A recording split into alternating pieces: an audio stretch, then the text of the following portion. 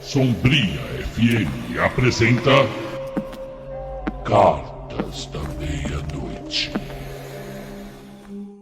Olá, meus caros amigos, aqui quem vos fala é Mário Saudade, teu criado. Estou na sintonia da Rádio Sombria FM, deixa a escuridão te guiar. E na rádio rock preferida de toda a cidade, está no ar, Cartas da Meia-Noite. Seja muito bem-vindo, coloque os fones de ouvido, deite-se ou se sente em um lugar confortável e aproveite a história de hoje, enviada por Luna Calunga, detetive paranormal. Diz aqui na carta que essa história é inspirada em fatos reais. Será mesmo? Vamos à história de hoje, que se chama O Assassino do Aplicativo. Será que você conversou com ele? Um dos primeiros casos, se é possível saber, aconteceu na França em 2009.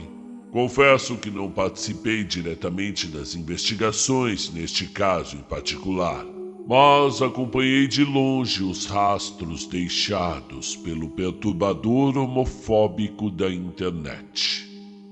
Era uma noite qualquer de 2009. Um rapaz de 20 anos conhece um cara legal através de um aplicativo famoso da época. E este aplicativo, igual a qualquer plataforma, oferecia oportunidades para relacionamentos. Relacionamento este que, se bem soubesse, ele jamais teria dado o famoso match. O jovem, que aqui chamaremos de Joe, queria apenas conhecer pessoas que compartilhassem dos mesmos gostos, sejam eles musicais, séries, filmes, passatempos, etc, etc. E conversa vai, conversa vem, o assunto foi rendendo. Este homem já estava conquistando o seu espaço no cotidiano de Joe. O que se sabia era que este tal homem afirmava ter 22 anos de idade e estava querendo desabafar com alguém. Dizia o sujeito que, ele dizia que sofria um preconceito devido à sua orientação sexual e que se sentia sozinho. Compadecido com o drama relatado, Joe deu início a um relacionamento à distância. Trocaram preocupações, compartilhavam risos quando jogavam online, trocavam fotos íntimas. Afinal de contas, ao que tudo indica, eles pareciam um casal, certo? Até aqui tudo bem, exceto pelas desconfianças dos pais de Joe. Pois o rapaz queria morar sozinho a todo custo, mesmo sem nenhuma economia. Mas queria pra já. Até que um dia ele finalmente realizou seu sonho.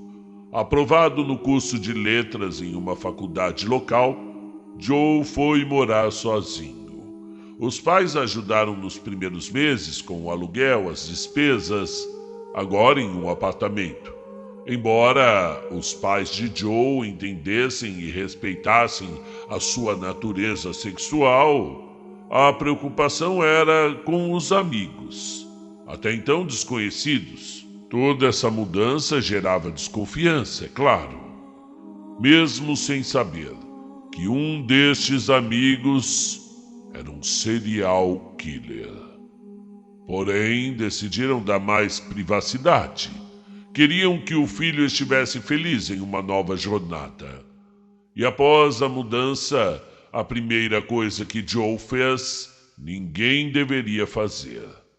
Joe entregou, gratuitamente, o endereço do seu apartamento para o namorado, que rapidamente marcou um encontro para se conhecerem melhor. E aí você pergunta, o que tem de mal nisso? A resposta vem logo adiante. Continue ouvindo. Fim de semana, 17 horas. O celular toca incessantemente. Era a mãe de Joe. Se encontrava aflita, com a respiração ofegante em desespero, gritava do outro lado da linha. Alô, filho? Filho, você tá bem? Me responda! Calma, mãe, eu tô bem. O que aconteceu? O que foi? Filho. Ai, meu filho, graças a Deus. É que a sua mãe... Veja, filho, você sabe. Eu tive um pressentimento ruim.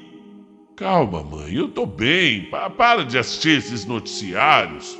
Só tem notícia ruim no jornal. E a senhora fica desse jeito. Vai dormir e amanhã eu vou aí te ver, ok? Filho, pelo amor de Deus, não abre a porta pra ninguém, tá? Não abre a porta. E a ligação caiu. Em questão de segundos, alguém toca a campainha. Joe sentiu seu coração batendo mais forte. Ficou com as palavras aflitas que sua mãe havia gritado. Não abra a porta! Não abra a porta pra ninguém! Se aproximou da porta e perguntou. Quem é? Ninguém respondeu. Embora a vizinhança estivesse ouvindo música alta, no último volume, como ouvem esses vizinhos, todo o barulho agora estava abafado devido ao medo instalado na mente. E de repente, as batidas na porta se repetem, agora mais forte. Joe, tomado pela curiosidade, decide abri-la. Olá, meu bem. Estava ansioso para te conhecer. Era o namorado de Joe. Um homem estranho, pálido e sorridente, um pouco diferente das fotos, talvez um pouco mais velho, mas era ele mesmo. Segurava uma caixa de chocolate na mão e carregava uma mochila enorme nas costas. Joe, agora em um misto de surpresa e ansiedade, indagou ao homem. É você mesmo? Você não parece ter apenas 22 anos. As dores da sociedade me envelheceram antes do tempo. Retrucou o homem enquanto fechava a porta. Jogou a caixa de bombons no sofá, tirou a mochila das costas. Enquanto abria o zíper da mochila lentamente, o seu sorriso ia se apagando do rosto. Retirou uma garrafa chamando Joe para um brinde. Inocentemente, Joe ignorou as súplicas de sua mãe e caiu nos encantos de um encontro que seria o primeiro e o último de sua vida. A bebida e os bombons, todos batizados. Batizado, vocês sabem, é o termo usado pelos investigadores para denotar aquele produto que estaria imerso em drogas ou substâncias tóxicas perigosas quando consumidas pela vítima. Ninguém viu o homem entrar no apartamento. Ninguém ouviu barulho algum além da música alta na vizinhança. Ninguém ouviu o estranho sair do apartamento. Mas havia algo que ninguém esperava que aconteceria. O ex-namorado de Joe resolveu procurar por ele na faculdade depois das férias de verão. Queria parabenizá-lo por ter passado no curso. O ex de Joe. Vamos chamá-lo aqui de Alves.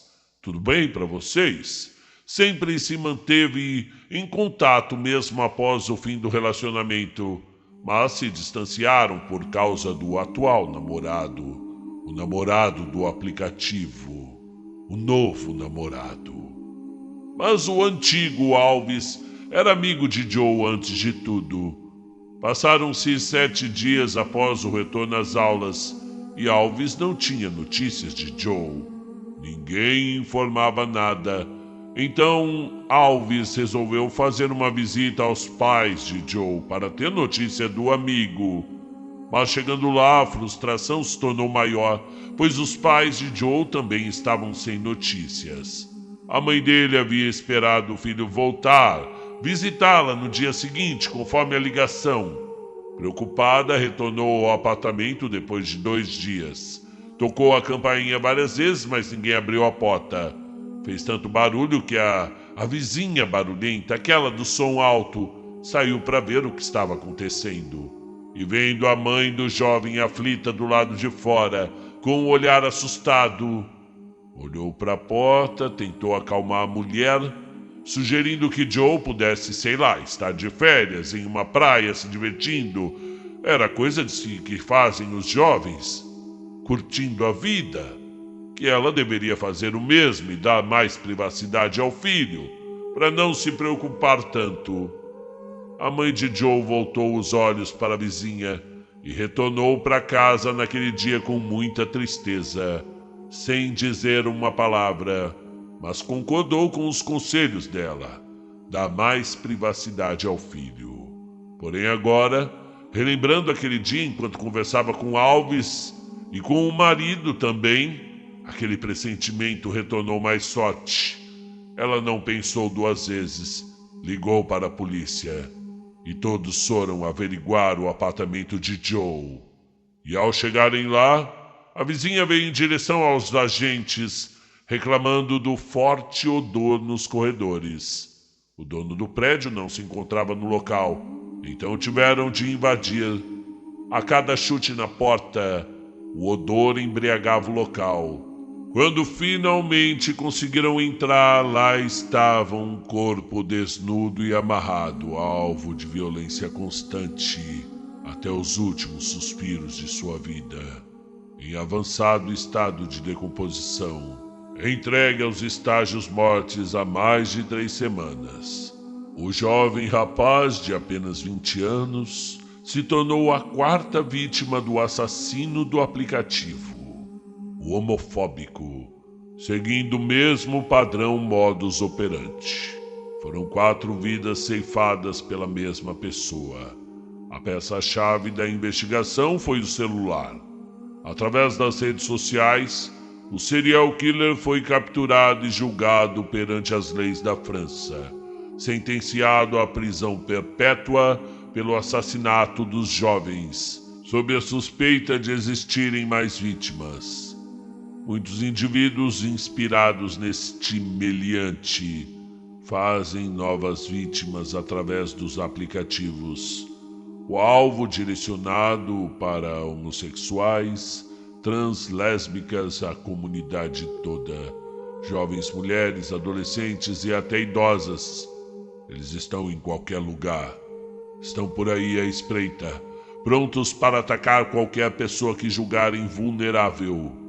Este caso foi na França, mas existe esse tipo de pessoa, se é que podemos chamar de pessoa, em qualquer lugar do mundo.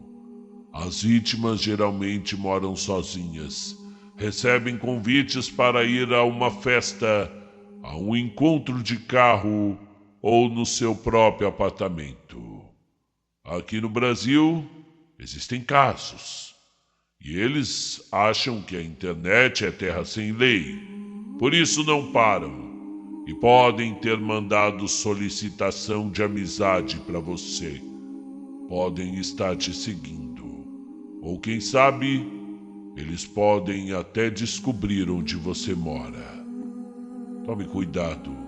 O perigo não é visível, mas a sua denúncia pode ser anônima. Portanto, denuncie. E aí eu te pergunto, mesmo estando preso por toda a vida, ele ainda é capaz de fazer mais vítimas por aplicativo? Este é o fim do caso?